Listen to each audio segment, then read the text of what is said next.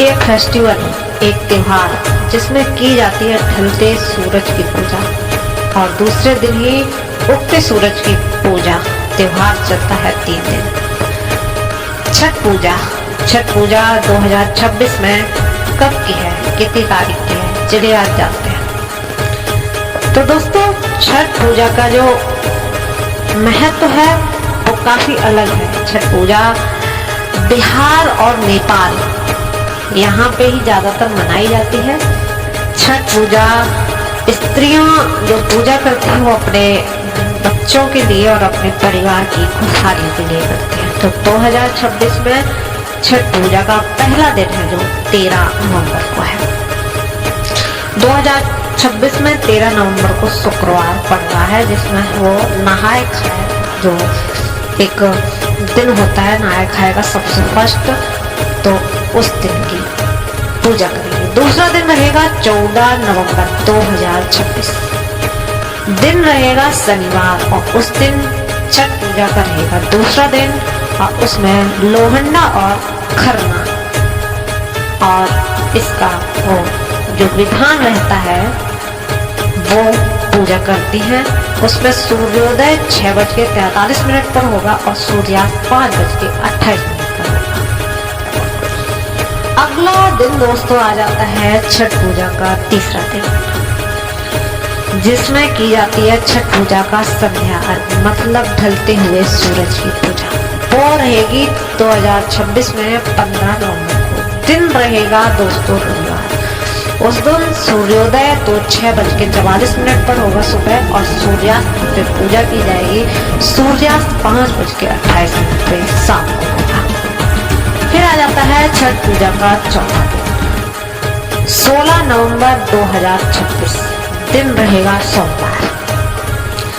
इस दिन उषा अर्घ होगा, मतलब सुबह की पूजा की जाएगी और पारण का दिन भी यही होता है चौथा दिन।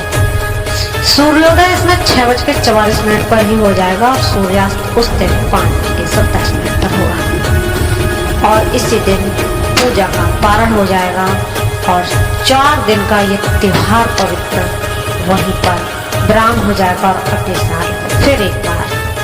वैसे जो छठ पूजा होती है वो 2 बार साल में आती है, लेकिन हम ये छठ पूजा जो हमारी दीपावली के टाइम आती है उसकी बात कर रहे हैं, उसकी तिथि बता रहे हैं।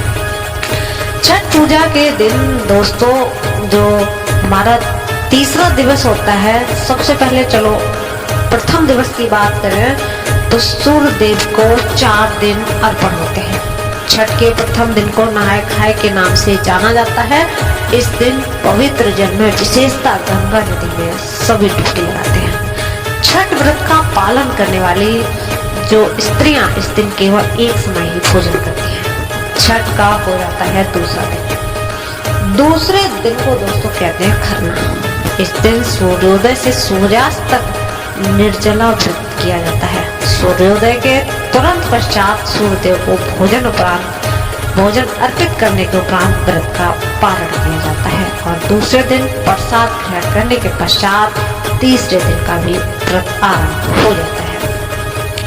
छठ पूजा है। छठ पूजा के तीसरे मुख्य दिवस पर संपूर्ण दिन निर्जला व्रत किया जाता है। अस्त होते सूर्य को अर्घ्य देना इस दिन का प्रमुख अनुष्ठान होता है। यह वर्ष का एकमात्र समय है जब अस्त होते हुए सूर्य को अर्पण किया जाता है। तीसरे दिन का उपवास पूर्ण रात्रि पर्यंत रहता है।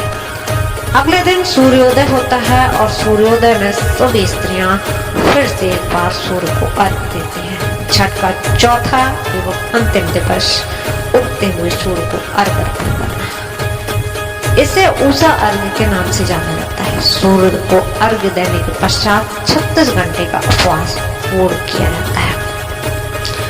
तो दोस्तों यह व्रत बहुत ही धूमधाम से और बहुत कठिन भी होता है, पर बिहार में यह प्रथा चलती है और सभी लोग इसका धूमधाम से मनाते हैं। दोस्तों त्योहार कहीं ना कहीं हमारे जीवन में एक नया उत्साह, उमंग और एक नई खुशी लेकर